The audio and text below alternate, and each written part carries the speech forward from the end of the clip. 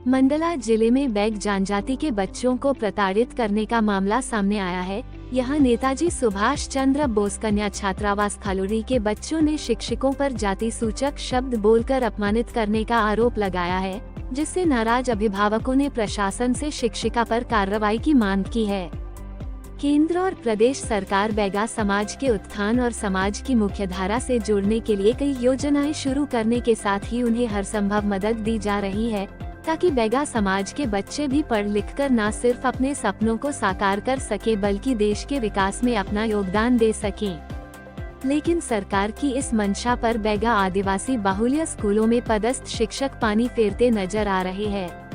ताज़ा मामला मंडला जिले के मवई विकास खंड खालोरी नेताजी सुभाष चंद्र बोस कन्या छात्रावास का है, जिसमें सभी आदिवासी बच्चे रहते हैं और कैंपस में स्थित माध्यमिक शाला में पढ़ाई करने जाते हैं।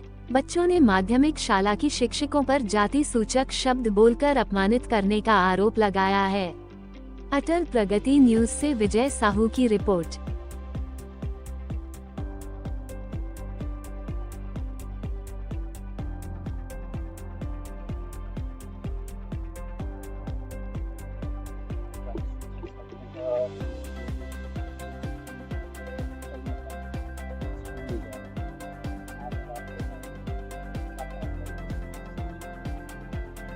तो हम लोग अभी जांच में आए थे और हम लोगों ने बच्चों से भी बात की, सभी बच्चों से, हॉस्टल वालों से भी और स्कूल वालों से भी। तो इस पे हम लोग पहले तो बच्चों के स्टेटमेंट ले रहे हैं, इनफैक्ट पुलिस भी स्टेटमेंट ले रही है और डिपार्टमेंट से भी लोग स्टेटमेंट वगैरह ले रहे हैं। और अगर ऐसा कुछ निकल के आता है तो प्रशासनिक कार्रवाई भी होगी और अगर कुछ लीगल उसमें भी आता है तो उसकी कार्रवाई भी पुलिस करेगी। बच्चे तो मीडिया के सामने बोले हैं कि हमको जाति सूचक शब्दों का उपयोग किया, जिससे हम लोग कहा। हाँ, वो इसीलिए आज हम लोग आए थे। अभी बच्चे तो तैयार हो गए हैं स्कूल जाने के लिए, बट वो आपको पता है जैसे पुलिस उनके स्टेटमेंट अभी भी ले ही रही है और हम लोगों ने पूरे खुद से भी स्टेटमेंट्स जो ले लिया, हम उसकी रिपोर्ट लेके फिर कार्रवाई के लिए प्रस्तावित करेंगे। उस पर 2 तरीके की हम लोग कार्रवाई कर रहे हैं। एक तो प्रशासनिक कार्रवाई, क्योंकि अगर ऐसा है और वो पढ़ाई पे भी ध्यान नहीं दे रहे और इनका ये सब हो रहा है, तो प्रशासनिक कार्रवाई में उन पे इंक्वायरी करके या तो जो भी एडमिनिस्ट्रेशन उन पे एक्शन लेगा वो है। एंड अगर कुछ ऐसा भी आता है कि उन्होंने जाति सूचक शब्द इस्तेमाल किए हैं तो पुलिस अपनी कार्रवाई अलग कर रही है।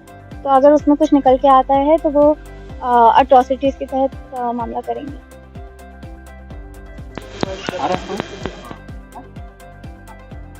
सर, क्या है मामला पूरा? आप जांच में आए। अब देखो 10 तारीख का जो मामला था, विगत 2-3 दिन पहले की जो जानकारी हम लोग को जैसे मिली थी कि 5-6 लड़के जो थे उनने रात में 12-1 बजे पत्थर फेंका था। ये बगल में हमारा नेताजी सुभाष चंद्र बोस गर्ल्स हॉस्टल है 100 सीटर, और यही बच्चियां यहाँ पर पढ़ती हैं शासकीय एकीकृत माध्यमिक शाला खलौनी में। तो रात में करीब 12-1 बजे 5-6 लड़कों ने, कुछ उद्दंड बच्चे थे जिनने पत्थर मारा था। तो और दूसरे दिन फिर हमारी जो वार्डन थी उनने फिर पुलिस में जाके उसकी FIR वगैरह बच्चों की करी थी और मीनवाइल फिर SDM मैडम ने भी संज्ञान में लिया प्रकरण और हम लोगों ने भी लिया।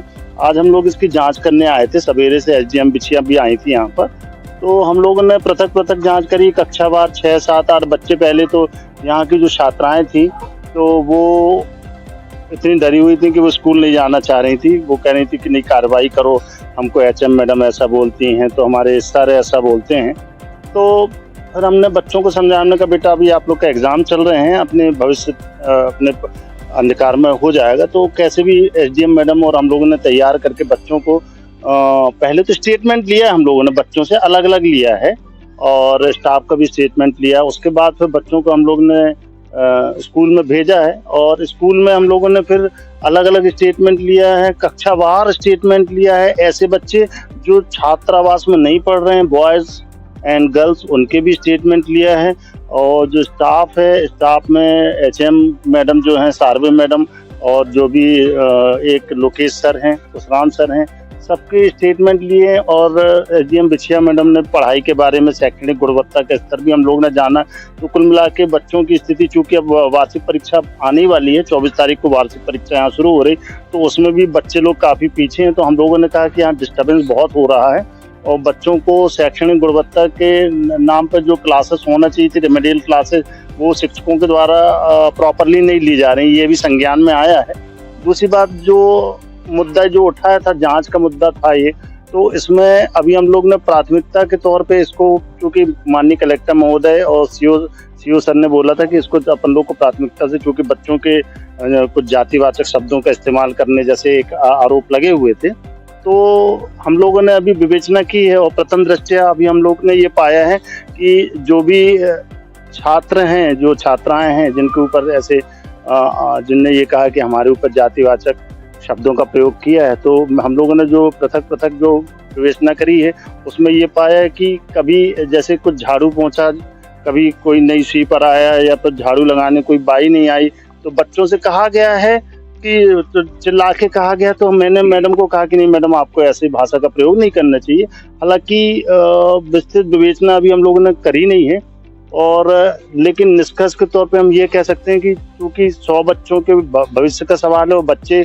चूंकि रो के हमको ये बता रहे थे कि सर मैडम ऐसा कर रही, वैसा कर रही, तो प्रथम दृष्टया हम लोग जो प्रशासनिक कार्रवाई के तौर पर मैडम का स्थानांतरण करने के लिए हम लोग यहाँ से अभी एसडीएम मैडम को अभी यहाँ से आवेदन कर देंगे और 1 या 2 दिन में हम ये कार्रवाई कर देंगे। और जो भी शिक्षक इसमें लोकेश हैं और कुशराम सर हैं, उनको भी हम लोग स्पष्टीकरण लेके जो भी प्रत्युत्तर होगा उसके हिसाब से कार्रवाई करेंगे।